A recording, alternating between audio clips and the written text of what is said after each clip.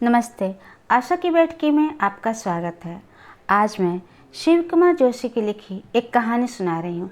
कहानी का नाम है रुकिए मैं आ रही हूँ। तो सुनिए कहानी। अब तुम थोड़ी देर आराम करो। सुनो, ज़रा सो जाओ।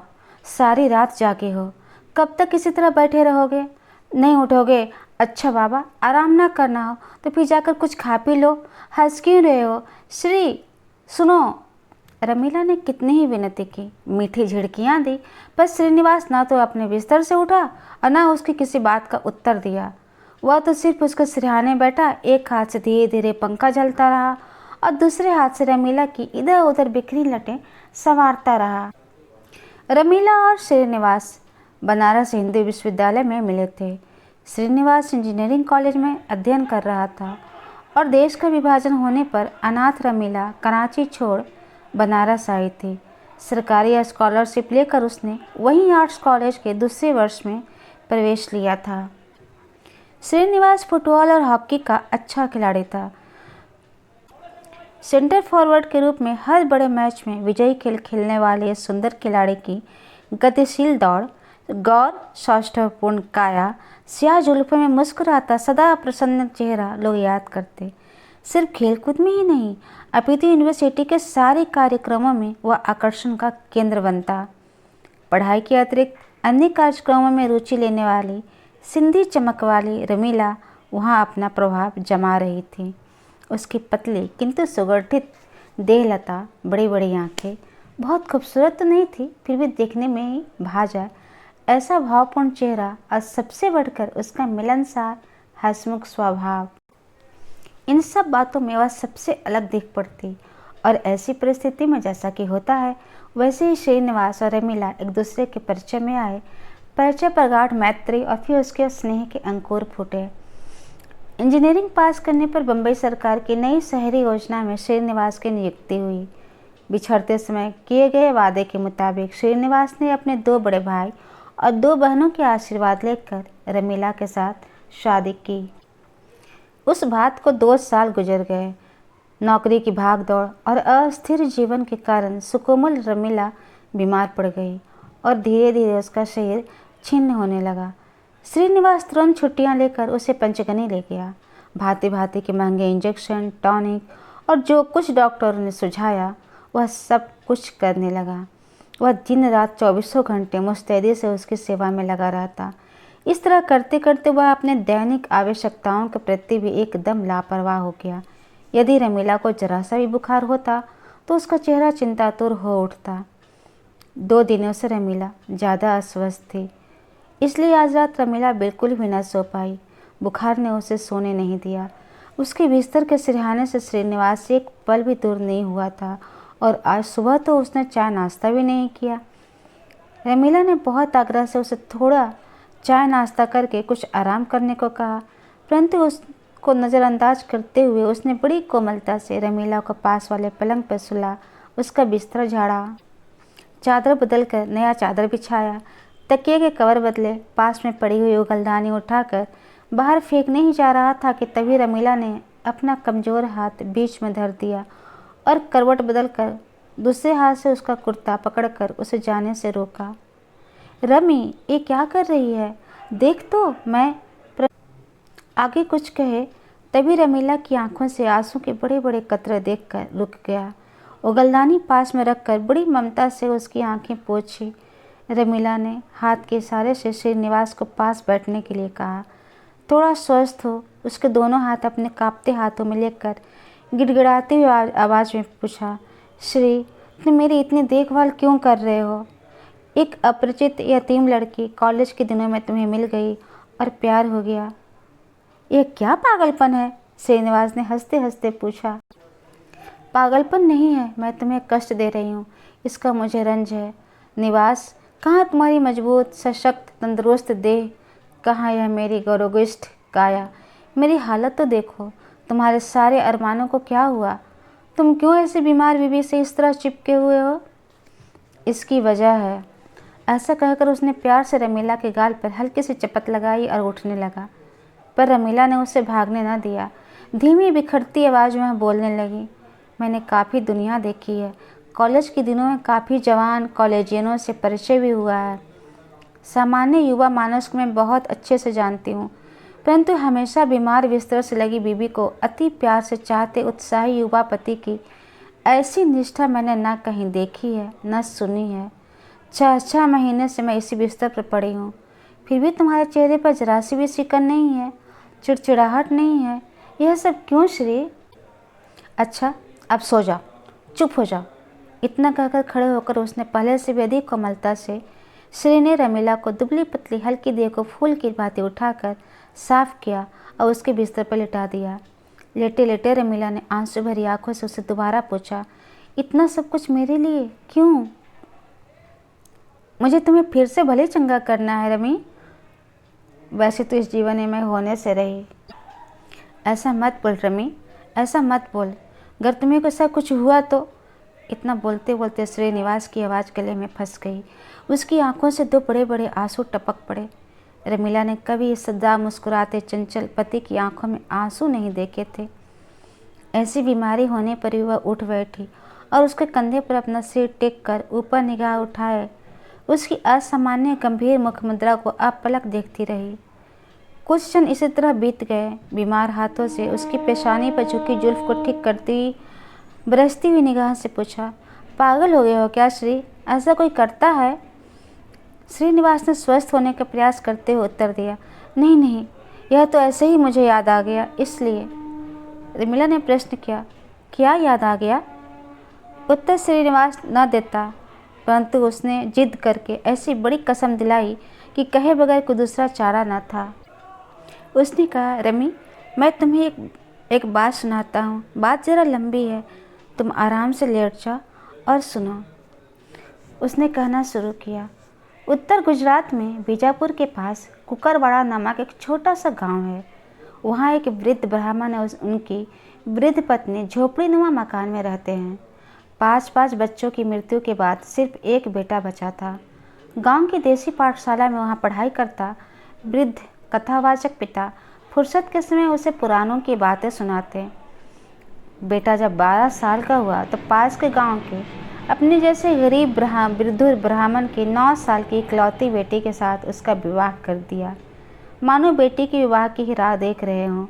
शादी निपटते ही तीसरे दिन वृद्ध समधी गुजर गए। माता पिता के समान सास ससुर की प्यार भरी देखभाल में 9 साल की बालिका वधू विकसित होने लगी। बालक पति के साथ खेल कूद, खींचतान, रूठना मनाना जैसी बातें चलती रही। गांव की मुंशी की सिफारिश में तय हुआ कि तेजस्वी बेटे को शहर दूर आगे पढ़ाई के लिए भेजा जाए। शहर की किसी पाठशाला में शास्त्री जी के यहाँ रहने की व्यवस्था हुई।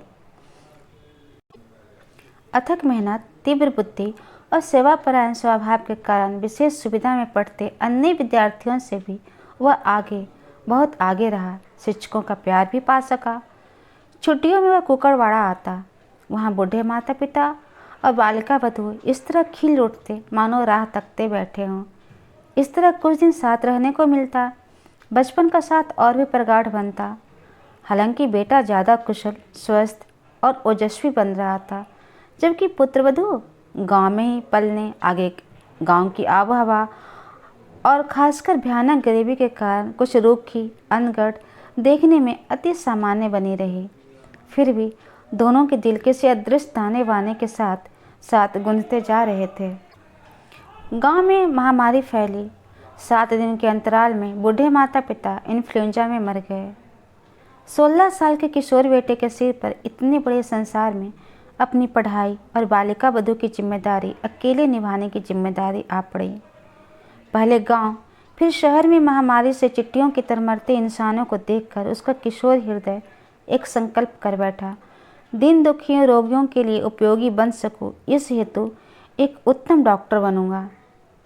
मन में यह उद्देश्य रखकर उसने एक तरफ से तो लगन से पढ़ाई शुरू की, दूसरी तरफ किसी के यहाँ पूजा पाठ, लिखा पढ़ी करके अपनी पढ़ाई और बालिका वधू के निर्वाह का खर्च किसी तरह चलाने लगा। मैट्रिक की परीक्षा में बहुत अच्छे अंकों से उत्तीर्ण होने के कारण उसे शिक्षा वृत्ति मिल गई। खर्च की चिंता कुछ कम हुई। तब तक 13 साल की पत्नी भी शहर के जीवन से वाकिफ होने लगी थी। गली की बुढ़ी औरतें और विधवा स्त्रियों के साथ बैठकर वह रेशम का तार निकालना सीख गई और शाम तक थोड़ा बहुत काम करके अपनी निजी आय से पति के द्वारा बताई गई उसकी छोटी मोटी ज़रूरतें पूरी करने लगी।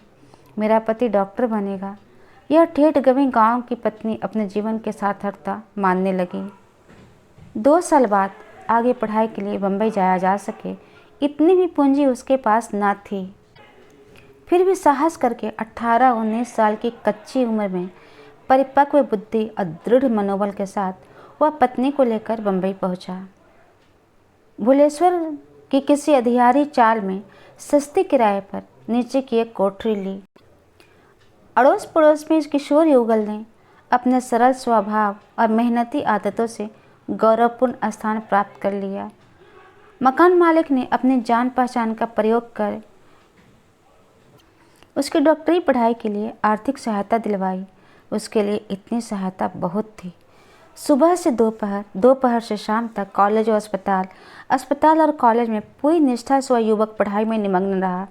उसे किसी भी प्रकार की असुविधा ना हो, उसकी हर छोटी बड़ी चीज़ें उसे समय पर मिल जाए, यह जिम्मेदारी लेने में उसकी अल्पायु पत्नी को अद्भुत खुशी मिलती। घर का खर्च किसी तरह निकल जाता। सप्ताह में 3 दिन एक धनिक परिवार के 2-3 बच्चों की पढ़ाकर पैसे मिल जाते थे। कई बार आस पड़ोस के काम भी करता, कोई बीमार हो तो उसकी सेवा भी करता। पत्नी भी आसपास के छोटे बड़े काम करके जो कुछ मिले उसे घर खर्च में मदद करती। इसी तरह 1 साल गुजर गया। पहले ही परीक्षा में सर्वोच्च अंक पाकर कॉलेज की डॉक्टरों की शाबाशी लेकर उसने स्वर्ण पदक लिया और आगे की पढ़ाई के लिए स्कॉलरशिप प्राप्त की। कुछ वर्ष और गुजर गए। युवक ने MBBS की फाइनल परीक्षा में प्रथम स्थान प्राप्त किया। शीघ्र ही शहर के एक बड़े अस्पताल में उसकी नियुक्ति हो गई। उसने आगे पढ़ाई भी जारी रखी और MD हुआ। फिर सरकार ने उसकी तेजस्वी प्रतिभा की कद्र कर शहर के मुख्य अस्पताल में अच्छे वेतन पर उन्हें रख लिया। रमीला के सामने 2 पल शांति से देखकर श्रीनिवास ने पूछा, आंखें क्यों बंद कर ली रमी? बात सुनते सुनते थक गई क्या? धीरे धीरे आंखें खोलते हुए रमीला बोली, नहीं नहीं, जरा भी नहीं थकी हूँ, मैं बराबर सुन रही हूँ, पर तुम्हारे चेहरे पर के भाव देखकर मुझे कुछ पूछने का मन हो रहा है। पूछूं? नहीं, अभी कुछ मत पूछो, पहले मेरी पूरी बात सुनो। विदेश से उच्च डिग्री लेकर स्वदेश लौटने पर उन्होंने स्वतंत्र रूप से अपना छोटा सा अस्पताल आरंभ किया। उस शहर में वैसे भी डॉक्टर कम थे और उसमें ऐसी विदेश की डिग्री वाले तो 1-2 ही थे। ऊपर से उनके सेवा भाव, उदार स्वभाव, कीर्ति और लक्ष्मी को उनके घर में मानो ढेर लग गया। पति पत्नी की वर्षों की तपस्या फलीभूत हुई। पति विदेश जाकर आए, इतना नाम कमाया, पर उनके 3 बेटे और 2 बेटियों की माँ तो वैसे ही सीधी सादी गृहस्थन ही रही थी। पति की छोटी बड़ी सुविधा उसे अभावों को कठिन दिनों में संभालती आई थी, उसी तरह आज भी खुद संभालती हैं। अब तो घर में नौकर चाकर थे, फिर भी वह अपने हाथों से ये सब करती और डॉक्टर को भी तो उसकी आदत हो गई थी। सुबह पति के उठने से पहले वह नहा धोकर तैयार हो जाती। उनका ब्रश, तौलिया, नए साफ कपड़े, चाय, नाश्ता आदि वह सब कुछ खुद ही तैयार करती। दोपहर को अस्पताल से उनके लौटने की राह देखती बैठी। मरीजों की भीड़ के कारण या किसी खास मरीज को बाहर देखने जाना हो तो डॉक्टर 2-3 बजे तक लौटते, तो भी यह मृद स्मित के साथ उनकी राह देखते हुए बैठी रहती। कई बार डॉक्टर उन्हें ऐसे राह देखते बैठने पर मीठी झिड़की देते, तुम भी क्या अभी भी बैठी रही हो? अरे बम्बई में जब पढ़ता था तो बात दूसरी थी, लेकिन तब तो तुम वैसी की दीवानी अभी भी बनी रही, और ज़िंदगी के अंतिम क्षण तक मैं तुम्हारी ऐसी ही दीवानी बनी रहूँगी, वह कहती और डॉक्टर हंसते थे। एक बार पत्नी अचानक बीमार पड़ी। 40 वर्ष के उनके वैवाहिक जीवन में छोटी छोटी बीमारियां तो कई बार आई, पर इस बार की बीमारी कुछ गंभीर थी। 2 दिन इलाज आजमाया पर कुछ फर्क न पड़ा, अतः तीसरे दिन डॉक्टर ने अस्पताल जाना बंद कर दिया। घर में 2 बड़े बड़े बेटे, बहू, बेटी सब थी, फिर भी बीमार पत्नी की देखभाल दूसरे किसी को सौंप कर जाने की उसकी इच्छा न हुई। खुद बड़े डॉक्टर होने के बावजूद शहर के दूसरे प्रसिद्ध डॉक्टरों को इकट्ठा किया। 50 साल के सामान ने अनगढ़ लगती पत्नी के लिए उन्हें इतनी भागदौड़ करते देखकर अन्य डॉक्टर और हंसते सब कोई। मर्ज गंभीर था, पर इतना नहीं कि इतनी भागदौड़ करनी पड़े। बिस्तर पर पड़ी पड़ी पत्नी यह सब देख रही थी। शाम के समय पेट का जो हिस्सा दुख रहा था, उस हिस्से पर डॉक्टर खुद किसी काली चिकनी दवा से मालिश करते। एक दिन आसपास किसी के ना होने पर उसकी पत्नी ने उनका डॉक्टर का हाथ पकड़ लिया और बोली, तुम पागल हो गई हो क्या? यह सब तुम खुद क्यों करते हो? बहू या बेटी को कोई भी दवा लगा देगा। तुम इतनी भागदौड़ क्यों मचा रखी है? अड़ोसी पड़ोसी, घर के बच्चे, बड़े बड़े डॉक्टर, इन सबको कैसा लगता होगा? थोड़ी देर तो डॉक्टर नेता रहे, फिर आंखों में आते आंसुओं को रोकते हुए गदगद कंठ से बोले, तुम ना होती तो आज मैं कुछ भी ना होता। यह सब जो कुछ भी है वह सब तुम्हारे कारण। अपना समग्र अस्तित्व निचोड़कर मेरी आशा को पूर्णता तक पहुंचाने में तत्पर तुम मुझे यहाँ तक लाई हो। यह ना समझना कि तुमने जो कुछ मेरे लिए किया उसका बदला चुकाने के लिए मैं यह सब कर रहा हूँ। सच बात तो यह है कि तुम मेरी आत्मा हो। अगर आत्मा ही ना हो तो मेरा शरीर कैसे होगा? फिर उन्होंने मालिश करने वाली काली शीशी की दवा पर लगा लाल लेवल दिखाया और कहा, यह दवा कैसी है यह तो तुम्हें मालूम है ना? लाल लेवल वाली दवा जहरीली होती है। इतना समझ तो उसने इतने वर्ष डॉक्टर के साथ रहने के बाद उससे अनपढ़ पत्नी को भी थी। उसने स्वीकृति में सिर हिलाया। डॉक्टर आगे बोला, तुम्हें अगर कुछ हो जाए तो यह मालिश की दवा की पूरी शीशी चाट कर मैं तुम्हारे साथ आने वाला हूँ। ये तुम याद रखना, अगर तुम जल्दी ठीक नहीं हुई तो। कुछ कही बिना ऐसी कठोर निश्चय से चमकती डॉक्टर की आंखों के तेज को अब पीती रही। 54 साल की उम्र में भी सुंदर लगता डॉक्टर का चेहरा बीमार पत्नी मुग्ध भाव से निहारती रही। पति के शब्दों में ऐसा अविश्वास था ही नहीं। किस पुण्य के फलस्वरूप उसे ऐसा स्नेही, उदार, विद्वान पति मिला। हृदय से उसने परमेश्वर का आभार माना और मन ही मन को निश्चय कर लिया। उस बीमारी से पत्नी उठी, मानो डॉक्टर के जीवन में नए नए फूल खिल गए। घर में मानो नया जीवन आया। डॉक्टर की खुशी का तो कोई ठिकाना नहीं था। बड़ी बेटी की शादी हुई। बड़े बेटे को डॉक्टरी पढ़ाने के लिए और मंझले बेटे को बैरिस्टर बनाने के लिए विदेश भेजा। छोटी बेटी और सबसे छोटा बेटा अभी हाई स्कूल में पढ़ते थे। पढ़ाई में तीनों बेटे पिता की तरह तेज थे। बड़ी बेटी अच्छे घर में ब्याही थी। परिवार में संपत्ति थी, सुख था, शांति थी। आगे 5 साल और गुजर गए। दोनों बड़े बेटे स्वदेश लौटकर अपने अपने स्वतंत्र व्यवसाय में लग चुके थे। छोटी बेटी कॉलेज के आखिरी साल में थी। उसकी सगाई एक युवा डॉक्टर के साथ हुई थी। सबसे छोटा बेटा कुछ ज़्यादा लाडला होने के कारण बहुत शरारती था, पर सबसे ज़्यादा स्वस्थ था और अच्छा खिलाड़ी था। कॉलेज में उसने विज्ञान लिया था और उसकी महत्वाकांक्षा थी इंजीनियर बनने की। रमीला के चेहरे पर हल्की सी मुस्कुराहट आ गई। उसे तो मैं अच्छी तरह से पहचानती हूँ, पर मुझे यह समझ में नहीं आता कि यह सारी बातें आज तक तुमने मुझे बताई क्यों नहीं। श्रीनिवास और गंभीर होकर बोला, यह तुम्हें अपने आप समझ में आ जाएगा। मुझे जो खास कहना है वह तो अभी बाकी ही है। उसने गला साफ करते हुए कहा। एक शाम डॉक्टर अस्पताल से लौटे। सदा का हंसमुख चेहरा आज मुरझाया लग रहा था। दाएं हाथ से सीने का बायां हिस्सा दबाते हुए उन्होंने घर में प्रवेश किया। पत्नी ने तुरंत पूछा, क्या तबीयत ठीक नहीं? कुछ हो रहा है क्या? नहीं, ऐसी कुछ खास नहीं। पति ने चिंता से पूछा, क्या तबीयत ठीक नहीं? कुछ हो रहा है क्या? नहीं, ऐसा कुछ खास नहीं। आज काम बहुत अधिक था, सो थक गया हूँ। कहकर कपड़े बदलकर थकान उतारने के लिए पलंग पर लेट गए। साधारण लगती 2 दिन की अस्वस्थता के अंत में किसी को पता न चला। इस तरह तीसरे दिन बड़े सवेरे वे देह त्याग दिए।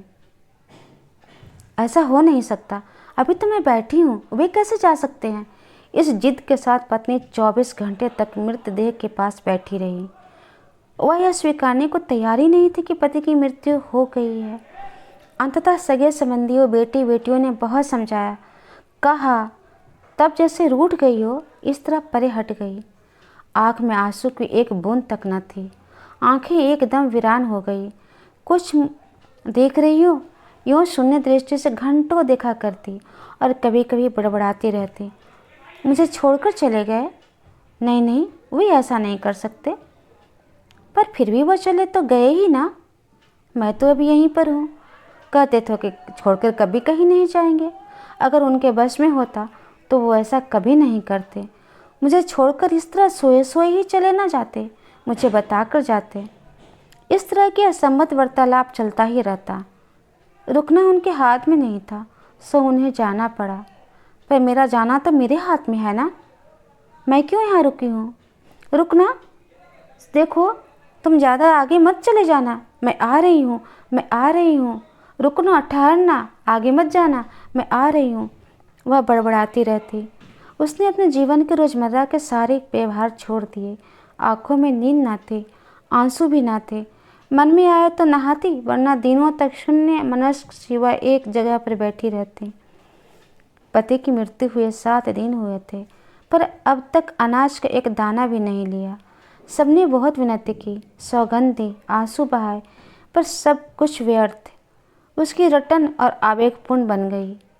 तुम्हें ऐसा नहीं करना चाहिए था, तुम क्यों चले गए? मैं आ रही हूँ, रुको, मैं आ रही हूँ। इतने साल साथ साथ सुख दुख साथी बने रहे और अंत समय में तुम चले गए। इस तरह कोई अकेले जाता है क्या? बताओ क्यों जा रहे हो, बताओ क्यों चले जा रहे हो? रुको, मैं आ रही हूँ।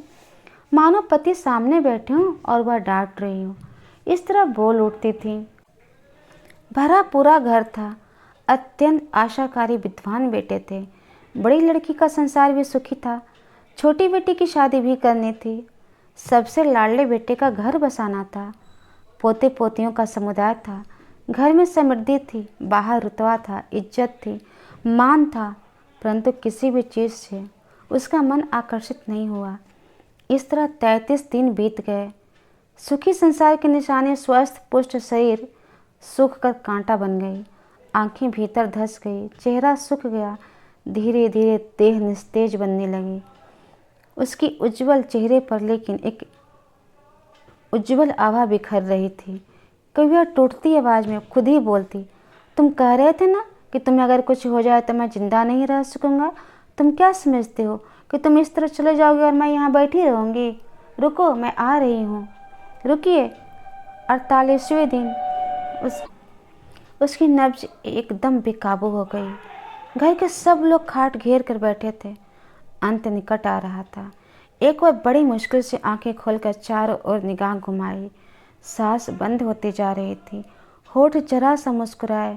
सुकून से धीरे धीरे आंखें मुंद गई, सो फिर कभी नहीं खुली। इन अंतिम शब्दों को बोलते बोलते श्रीनिवास की आवाज़ बिखर गई। आंखों से 2 बूंद आंसू रमीला के गाल पर झर पड़े। रमीला के तो कब से आंसुओं की धारा बह रही थी आंखों से। उसके आंसू की 2 बूंद भी रमीला की उस धारा में घुल गई। कुछ क्षण दोनों एक दूसरे को भीगी पलकों से निहारते रहे। समय जैसे थम गया। आखिर श्रीनिवास बोला, माँ की मृत्यु को याद करना अच्छा नहीं लगता। उसका वह नितांत समर्पण, पति के चरणों में पंचभूतों की उसकी दी हुई आहुति मैं याद करता हूँ और ना रोने का मेरा संकल्प टूट जाता है। इसलिए मैंने तुझे सिर्फ इतना ही कहा था कि तुम्हारी तरह मेरे भी माता पिता चले गए हैं, परंतु कैसे माँ बाप का मैं बेटा हूँ तो वह भी जान ले रमी। अगर तुम्हें कुछ हो गया तो मेरी रगों में मेरे माता पिता का जिस तरह का खून है, मैं उसमें कुछ भी कर सकता हूँ। तो यह जान ले, अगर तुम्हें कुछ हो गया तो। यह वाक्य पूरा करे उसके पहले ही रमीला ने उसके मुंह पर अपना हाथ रखकर बोलने से रोक दिया और भीगी आवाज़ किंतु अत्यंत श्रद्धा से बोल उठी, नहीं नहीं, आगे कुछ न बोलना श्रेय। मैं तुम्हें विश्वास दिलाती हूँ कि मैं ज़रूर ठीक हो जाऊँगी। मुझे मरना नहीं, जीना है। तुझे छोड़कर जाऊँ तो मेरी आत्मा को कहीं शांति नहीं मिलेगी श्रेय। मैं ठीक हो जाऊँगी, मैं जल्द स्वस्थ हो जाऊँगी। संतुष्ट दृष्टि से श्रीनिवास रमीला को निहारता रहा। उसके चेहरे पर हल्की सी मुस्कुराहट खेल रही थी। इतिश्री। कहिए, आपको यह कहानी कैसी लगी?